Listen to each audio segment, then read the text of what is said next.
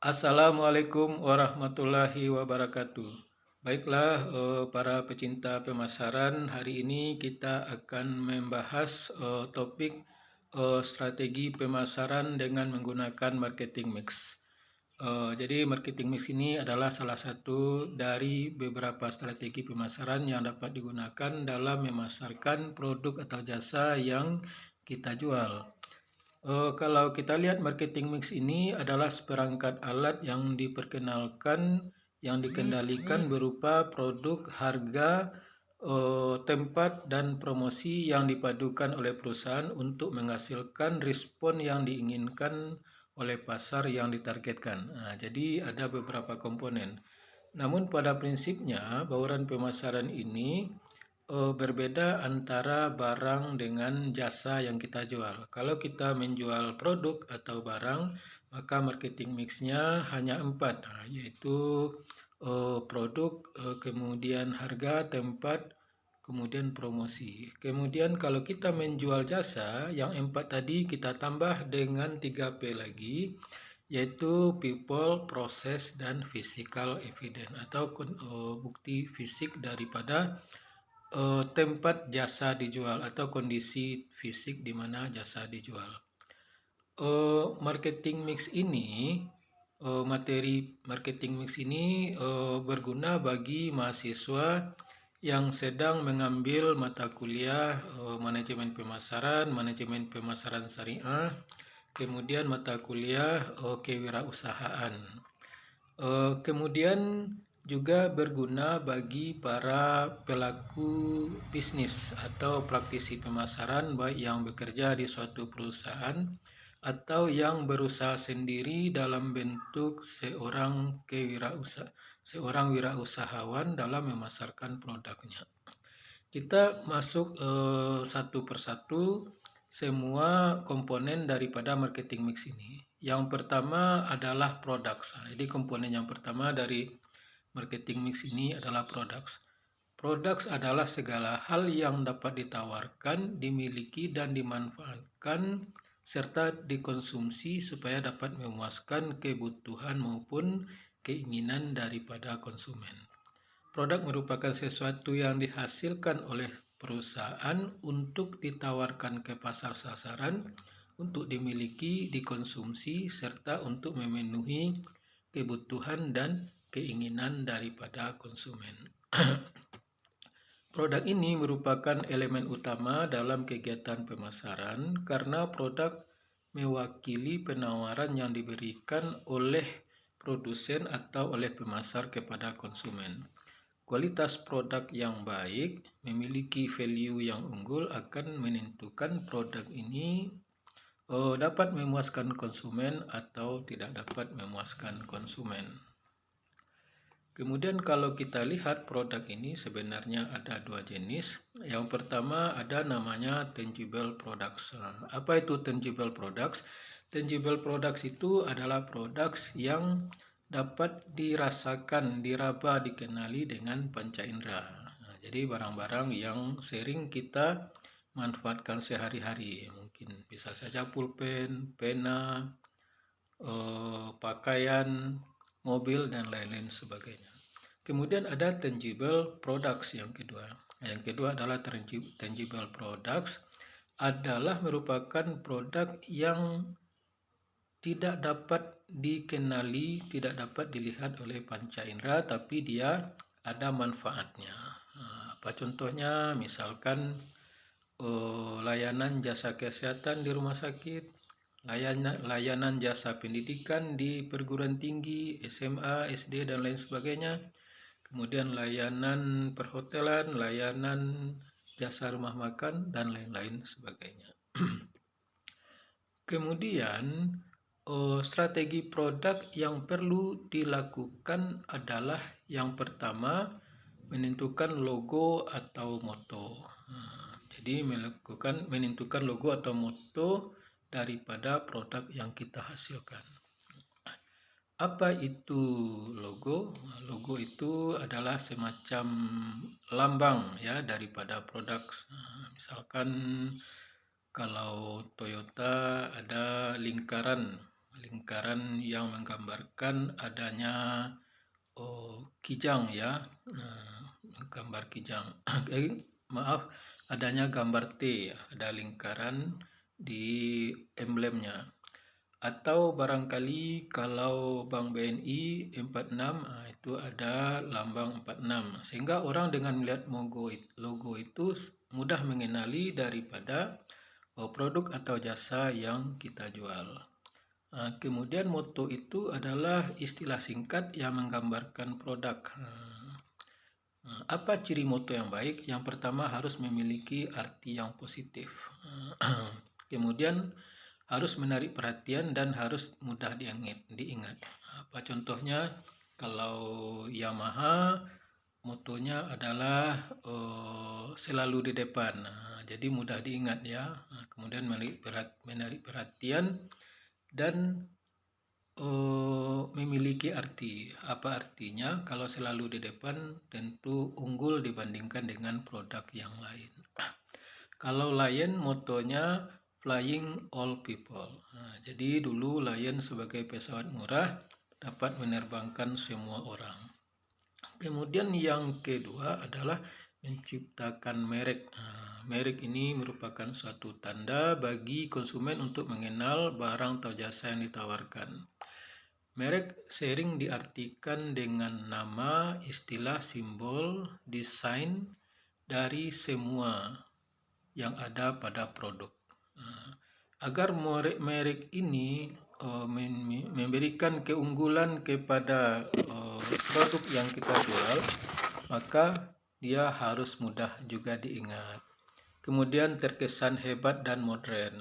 Kemudian memiliki arti yang positif dan menarik perhatian. Apa contohnya? Misalkan mobil ya. Mobil, kenapa mobil Toyota dikasih merek Toyota Kijang? Kenapa tidak dikasih merek Toyota Cacing? Karena apa? Karena Kijang itu kan larinya kencang ya. Kalau dikasih merek Toyota Cacing tentu dia jalan di tempat aja. Kemudian varian daripada Kijang yang terbaru adalah ada merek Innova. Innova ini kan terkesan modern, sebenarnya berasal dari kata inovasi. Jadi harus ada sesuatu yang mudah diingat, terkesan hebat dan modern, memiliki arti dan menarik perhatian orang. Kemudian harus menciptakan kemasan seperti pembungkus suatu produk. Penciptaan kemasan harus memenuhi persyaratan juga. Apa syaratnya? Yang pertama, menunjukkan kualitas daripada produk. Artinya kemasan itu tidak mudah rusak sehingga kualitas produknya terjamin. Yang kedua, bentuk dan ukurannya termasuk desain yang menarik. Kemudian warnanya juga menarik. Jadi kemasan juga menentukan daripada value atau kualitas daripada produk tersebut. Kemudian yang keempat adalah keputusan label. Label ini merupakan sesuatu yang diletakkan pada produk yang ditawarkan dan merupakan bagian dari kemasan, sehingga dapat menjelaskan tentang produk, bagaimana produk sesungguhnya. Misalkan siapa yang membuat produk itu, misalkan suatu produk A diproduksi oleh perusahaan tertentu, misalkan Indomie diproduksi oleh PT Indofood Sukses Makmur. Kemudian di mana produk itu dibuat, kemudian kapan dibuat, kemudian cara menggunakannya, serta kapan waktu kadaluarsanya. Kemudian kita masuk kepada harga. Harga merupakan sejumlah uang yang bersedia dikeluarkan konsumen untuk mendapatkan barang dan jasa yang diinginkan. Penetapan harga suatu produk ditentukan oleh 3 hal. Yang pertama adalah biaya untuk memproduksi barang atau jasa yang akan dijual, ditambah dengan margin atau keuntungan yang diinginkan. Yang kedua adalah permintaan. Harga ditentukan oleh permintaan dan penawaran, atau harga ditentukan oleh kekuatan tarik-menarik, permintaan dan penawaran di pasar. Bila permintaan tinggi, maka harga akan naik. Kemudian bila permintaan turun, maka harga akan juga turun. Kemudian juga harga ditetapkan berdasarkan kondisi pasar atau berdasarkan harga daripada pesaing, di mana harga tersebut akan ditetapkan sedikit lebih rendah dibandingkan dengan harga jual yang dilakukan oleh pesaing. Kemudian kita masuk kepada P yang ketiga adalah place atau tempat. Keputusan menentukan tempat menyangkut kemudahan akses terhadap barang atau jasa yang kita jual. Keputusan ini meliputi di mana lokasi fisik pabrik dibuat, ya, di mana restoran harus didirikan. Tempat ini berhubungan dengan lokasi tersedianya produk, kemudian di mana konsumen, kemudian juga berhubungan dengan bahan baku. Kalau produknya adalah berbasiskan bahan baku, maka biasanya tempatnya di lokasi di mana bahan baku sumber daya alam itu berada. Tapi pada umumnya tempat ditentukan di tempat-tempat di mana produk atau jasa yang kita jual dapat ditemui atau dapat dibeli dengan mudah oleh konsumen. Kemudian yang keempat, promosi. Jadi promotion, ya, P yang keempat. Promosi merupakan suatu cara bagi perusahaan untuk menyampaikan informasi kepada pasar sasaran dalam rangka memperkenalkan, menginformasikan, dan memberikan pengetahuan serta mempengaruhi konsumen untuk membeli produk yang diinginkan. Promosi yang baik adalah promosi yang menjelaskan kualitas produk dan jasa sesuai dengan keadaan yang sebenarnya. Sehingga nanti akan menimbulkan image yang baik dari produk atau jasa yang kita jual. Ini adalah 4P yang berlaku pada penjualan produk, ya. Kalau kita menjual jasa atau memasarkan jasa, kita harus masuk kepada P yang kelima. Jadi untuk jasa, P-nya di samping yang 4 tadi harus ada P yang kelima, yaitu people. Siapa itu people? Adalah semua pelaku yang memberikan peranan dalam penyajian jasa tersebut sehingga mempengaruhi persepsi pembeli atau dapat memuaskan si pembeli daripada jasa yang kita jual. Semua sikap dan tindakan daripada pelaku pemasaran seperti penampilan, cara berbicara, intonasi suara, mimik wajah, ini akan mempengaruhi kepuasan kepuasan konsumen terhadap jasa yang dijual tersebut. Oleh karena itu, perusahaan mulai dari awal-awal dalam rekrutmen, mulai daripada rekrutmen harus menentukan bagaimana sumber daya manusia yang akan direkrut tersebut.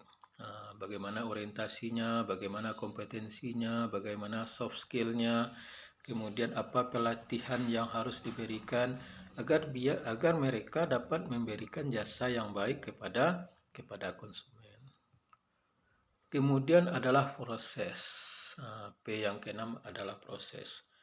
Proses ini adalah semua prosedur, mekanisme, dan aliran aktivitas dalam penyampaian jasa kepada konsumen. Proses yang sederhana, cepat, dalam pelayanan jasa itu akan memberikan kepuasan kepada konsumen. Sebaliknya, kalau prosesnya yang rumit, berbelit-belit, lama, ini akan menyebabkan konsumen menjadi tidak puas.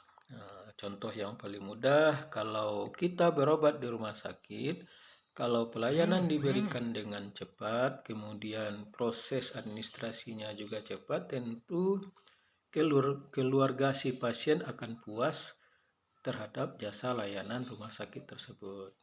Sebaliknya kalau jasanya itu, pelayanannya itu lama, misalkan harus mengurus berbagai persyaratan, harus mengurus siapa yang akan menjamin orang yang sakit, Nah, maka ini keluarga pasien tentu akan kecewa. Akibatnya, rumah sakit tersebut tidak akan dijadikan sebagai tempat berobat untuk masa yang akan datang oleh keluarga pasien tersebut.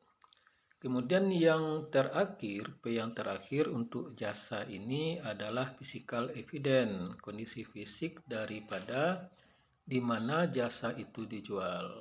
Nah, jadi bukti fisik ini akan mempengaruhi image daripada perusahaan penjual jasa karena akan memberikan kepuasan atau tidak puas kepada konsumen. Nah, misalkan kalau katakanlah yang paling sederhana, parkirnya tidak teratur, sempit, nah ini tentu akan membuat si konsumen menjadi tidak nyaman bertransaksi di perusahaan tersebut.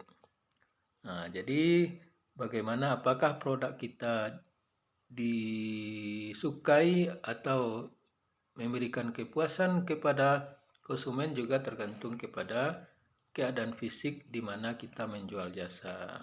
Nah, jadi barangkali itu saja teman-teman pecinta manajemen pemasaran untuk kali ini. Sebelum ditutup silahkan di like dan di subscribe agar kita tetap bisa melanjutkan diskusi ini di bidang pemasaran. Assalamualaikum warahmatullahi wabarakatuh.